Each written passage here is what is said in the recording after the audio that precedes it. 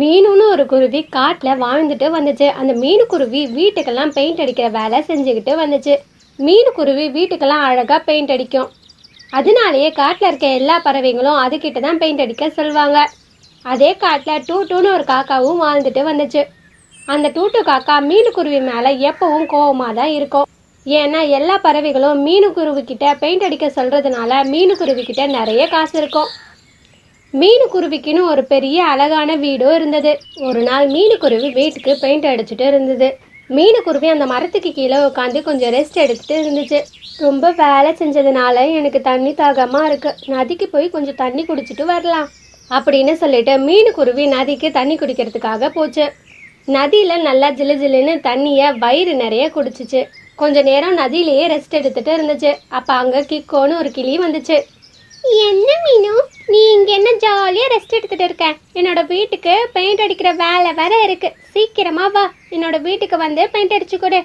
அதுக்கப்புறம் மீனு குருவியும் கிக்கோ கிளி வீட்டுக்கு பெயிண்ட் அடிக்கிறதுக்காக போச்சு. சாயந்தரமும் ஆச்சு. மீனு குருவி கிக்கோ கிளியோட வீட்டுக்கு பெயிண்ட் அடிச்சு முடிச்சிருந்தது. கிக்கோ கிளியும் அதோட வீட்டை பார்த்து ரொம்ப சந்தோஷப்பட்டுச்சு. வாவ் மீனு குருவி, என்னோட வீட்டுக்கு எவ்வளவு அழகா பெயிண்ட் அடிச்சிருக்க. என்னோட வீடை பார்த்தா எல்லா பறவைகளும் பொறாமப்படுவாங்க பாரு. சரி சரி, நான் உன் வீட்டுக்கு பெயிண்ட் அடித்ததுக்கு நீ எனக்கு தானிய மூட்டைத்தா, நானும் என்னோட வீட்டுக்கு போவேன். அதுக்கப்புறம் கிக்கோ கிளியும் தானியத்தை மீனு குருவி கிட்ட கொடுத்துச்சு. மீனு குருவியும் அந்த தானியத்தை எடுத்துக்கிட்டு வீட்டுக்கு போச்சு. பெயிண்ட் அடித்து கையெல்லாம் ரொம்ப வலிக்குது, சரி கொஞ்ச நேரம் தூங்கி ரெஸ்ட் எடுப்போம் அப்படின்னு சொல்லிட்டு மீனு குருவி தூங்கிட்டு இருந்தது. காட்டில் ஒரு இடத்துல மில்லி மகாராஜா ஒரு அரண்மனை கட்டியிருந்தாரு. இன்னும் அந்த அரண்மனைக்கு பெயிண்டிங் வேலை மட்டும் பாக்கி இருந்தது. ராஜா, நீங்க எப்ப இந்த அரண்மனைக்கு பெயிண்ட் அடிக்க போறீங்க? அப்பதானே நம்ம இந்த அரண்மனையில தங்க முடியும். மகாராஜா, இன்னும் கொஞ்சம் டைம் கொடுங்க, சீக்கிரமா உங்க அரண்மனைக்கு பெயிண்ட் அடிச்சு கொடுத்துட்றோம். சரி சரி, ரொம்ப அழகான வண்ணங்கள்லாம் போட்டு இந்த அரண்மனைக்கு பெயிண்ட் அடிக்க சொல்லுங்க. பறவையே, ரொம்ப சூப்பரா அரண்மனைக்கு பெயிண்ட் அடிக்கணும். உனக்கு யாருன்னா நல்ல பெயிண்டர் தெரிஞ்சா தேடி சீக்கிரம் இங்கே கூட்டிக்கிட்டு வா. அந்த பறவையும் பறந்து மீனு குருவி வீட்டுக்கு போச்சு. பறவை, நான் ரொம்ப தூரத்தில் இருக்க மயிலாப்பூர் காட்டில் இருந்து வர. எங்களோட மில்லி மகாராஜா ஒரு புது அரண்மனை கட்டியிருக்காரு. நீ இந்த காட்டில் இருக்க எல்லா பறவைங்களோட வீட்டுக்கும் சூப்பராக பெயிண்ட் அடிச்சிருக்க. அதனால நீ வந்து எங்களோட ராஜாவோட அரண்மனைக்கு நீ சூப்பராக பெயிண்ட் அடித்து தரணும். நீ மட்டும் சூப்பராக பெயிண்ட் அடித்து கொடுத்தா மகாராஜா உனக்கு நிறைய பரிசெல்லாம் தருவார். சரி, நான் உங்களோட மில்லி மகாராஜா அரண்மனைக்கு சூப்பராக பெயிண்ட் அடித்து தரேன். அதுக்கப்புறம் அவங்க 2 பேரும் மயிலாப்பூர் காட்டில் இருக்க மில்லி மகாராஜாவை பார்க்கறதுக்காக போனாங்க. மில்லி மகாராஜா, இதுதான் மீனுக்குருவி, நம்ம பக்கத்து காட்டில் இருக்கு.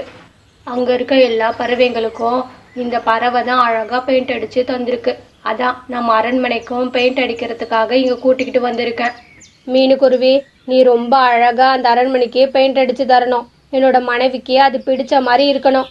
ஒரு வேளை என்னோட மனைவிக்கு அது பிடிக்கலைன்னா அதுக்கப்புறம் உனக்கு கடுமையான தண்டனை கொடுத்துடுவேன். மில்லி மகாராஜா, நான் உங்கள் அரண்மனைக்கு அழகாக பெயிண்ட் அடித்து தரேன். கண்டிப்பாக மகாராணிக்கு அது பிடிக்கும். சரி சரி, நீ போய் அந்த அரண்மனைக்கு பெயிண்ட் அடிக்க ஆரம்பிச்சிடு.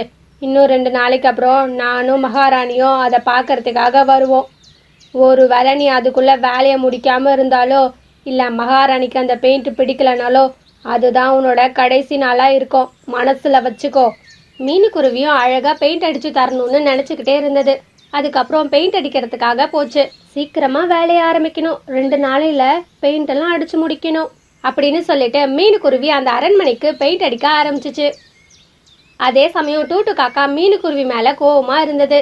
மில்லி மகாராஜா அதுக்கிட்ட பெயிண்ட் அடிக்க சொல்லாமல் மீனுக்குருவி கிட்ட பெயிண்ட் அடிக்க சொல்லிட்டாருன்னு அது கோவமாக இருந்தது. இந்த மகாராஜா என்கிட்ட பெயிண்ட் அடிக்க சொல்லாம அந்த மீனுக்குருவி கிட்ட பெயிண்ட் அடிக்க சொல்லியிருக்காரு. அந்த மீனுக்குருவி ராஜா கிட்ட எப்படின்னா திட்டு வாங்க வச்சிடணும். அப்புறம் மகாராஜா என்னதான் பெயிண்ட் அடிக்க சொல்லுவாரு.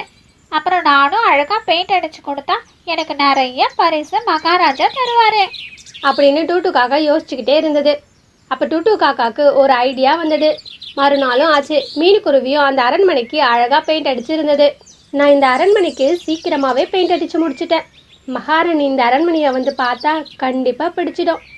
சரி, நான் என்னோடய வீட்டுக்கு போய் கொஞ்சம் ரெஸ்ட் எடுத்துகிட்டு வரேன் அப்படின்னு சொல்லிட்டு மீனுக்குருவியும் அதோட வீட்டுக்கு போச்சு. அதை பார்த்தா டூட்டு காக்கா எப்படின்னா மீனுக்குருவியை திட்டு வாங்க வைக்கணும்னு யோசிச்சுக்கிட்டே இருந்தது. நாளைக்கு மில்லி மகாராஜாவும் மகாராணியும் இந்த அரண்மனையை பார்க்கறதுக்காக வருவாங்க. நான் அதுக்குள்ள என்னோட வேலையை காட்ட போறேன் அப்படின்னு சொல்லிட்டு டூட்டு காக்கா கருப்பு கலர் பெயிண்ட்டை எடுத்துக்கிட்டு அந்த அரண்மனைக்கு போச்சு. அந்த அரண்மனைக்கு கருப்பு கலர் பெயிண்ட்டை அடிச்சு வச்சிருந்தது. இந்த அரண்மனைக்கு ஃபுல்லா கருப்பு கலர் பெயிண்ட் அடிச்சாச்சு. கண்டிப்பா மகாராஜா மகாராணி வந்து பார்க்கும்போது மீனுக்குருவி மேல கோவம் படுவாங்க. அதுக்கப்புறம் மீனுக்குருவிக்கு தண்டனை கொடுப்பாங்க. சரி, நான் இங்க இருந்து சீக்கிரமா கிளம்பணும் அப்படின்னு சொல்லிட்டு டூட்டு காக்கா அங்கேருந்து அதோட வீட்டுக்கு போச்சு. அதே சமயம் மீனுக்குருவி வீட்டில், அட ரொம்ப நேரம் தூங்கிட்ட போல, சீக்கிரமாக அங்கே போகணும், மகாராணி மகாராஜா நாளைக்கு அரண்மனையை பார்க்கறதுக்காக வந்துடுவாங்க அப்படின்னு சொல்லிட்டு மீனுக்குருவி அந்த அரண்மனைக்கு போச்சு. அங்கே போய் பார்த்தா அந்த அரண்மனை ஃபுல்லாக கருப்பு பெயிண்ட் அடிச்சிருக்கிறத பார்த்து ஷாக் ஆயிடுச்சு. அட என்ன இது, நான் அடித்த பெயிண்ட்டே இது இல்லையே, எப்படி இந்த அரண்மனை ஃபுல்லாக கருப்பு கலர் பெயிண்ட்டாக இருக்குது? இது யாரோ வேணும்ட்டே தான் இந்த வேலையை பண்ணியிருக்காங்க. இதை மட்டும் மகாராஜா மகாராணி மட்டும் பார்த்துட்டா அவ்வளோதான் அப்படின்னு மீனுக்குருவி யோசிச்சுக்கிட்டே இருந்துச்சு. அப்போ அதுக்கு ஒரு ஐடியா வந்துச்சு.